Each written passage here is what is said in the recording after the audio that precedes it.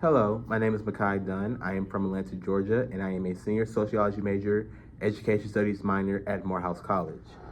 Today, I will be discussing advocacy in urban schools.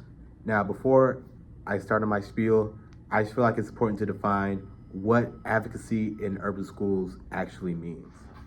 Advocacy, according to the Oxford Dictionary, stands for the public support for or recommendation of a particular cause or policy. And when we think of urban schools, we often think of inner city schools filled of black or brown kids, and usually they come from lower income neighborhoods and lower income families. Now, when people think of advocating for schools, they mainly think of funding, like just writing a check, giving it to the school, and calling it a day. Or they'll donate things like laptops, food, books, other supplies. And don't get me wrong, all those forms of advocacy are great, and schools do need money and resources. Those are very important. However, just giving money or just giving books is often not enough, as these tend to be band aid solutions to more serious problems facing that community. For example, if I just donate food to a school, sure, I may feed a couple kids that are dealing with food insecurities, and I may feed them for like maybe a day, maybe a week. It may be enough food to feed their entire families for a little bit. However, once that food is gone and once those resources are dried up, those families, those students are back to the same position that they started in dealing with food insecurity. So it's not just enough to give resources, but we also need to address the systematic issues that place these families in these predicaments in the first place. It is also important to think critically of what you are advocating for. Actually know what your community or these schools need. For example, if you just donate 50 computers for the school to have a new computer lab, that's great.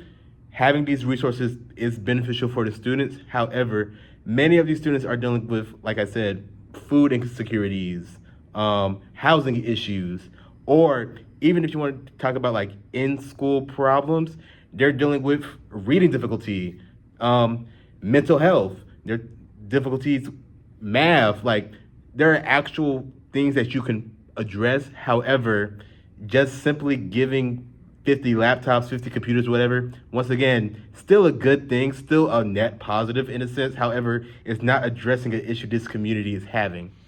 I think it's also important to talk about how we advocate, like how we are addressing certain issues and taking the cultural and historical context that come with certain neighborhoods.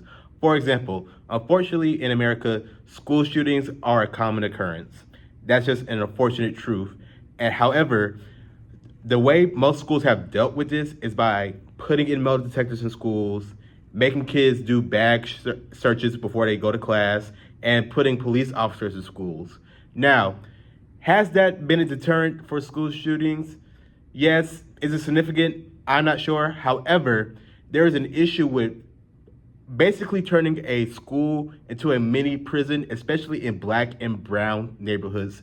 Black and brown people have historically dealt with police discrimination, over policing in their neighborhoods, and corruption in the judicial system. So black and brown people often have a tense, if not straight up negative relationship with the police. So turning the school into basically a mini prison by having them go through metal detectors and having their autonomy stripped from them by having to get, random searches and stuff, and then placing police officers in a community where police officers are not trusted, it just creates this toxic environment that is not sustainable for proper education, because these students aren't feeling safe. They feel like they're walking into a prison. They don't feel like they're walking to a school. So as such, they're not willing or able to properly learn.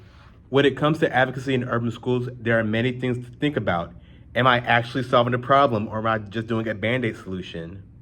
Am I actually addressing a problem that these students are having? Is the way I'm even helping them good for them, or is it causing more harm? It's important to think critically and take a broader, wider view on how we help these children. So if you want to help these kids in these urban neighborhoods and you don't live in them, go talk to the teachers. Go talk to people in the community. Talk to the parents. Talk to the guidance counselors. Talk to principals. I would say talk to students, but there's some, since they're minors, there's some issues with that. But go out, see, actually observe of like what would benefit these students, and try your best to actually help them. It's also important to acknowledge that many of the issues these students are facing are from racist and corrupt systems.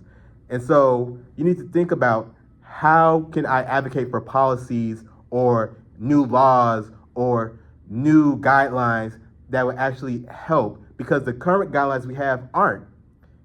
It's more, advocacy goes just beyond giving money or doing the surface level work. It's a deep, deep, deep level of work. It takes a lot more than just conversation. It takes deliberate and intentional action. And yes, while it may seem daunting trying to change systems and policies that have been in place for decades, if not centuries, all change has to start somewhere. It can start with one person. It can start with one group of people. All it takes is one person to want that change and doing what they feel like they need to do in order to spark said change. It only takes one snowball to start an avalanche. Thank you for coming to my TED Talk.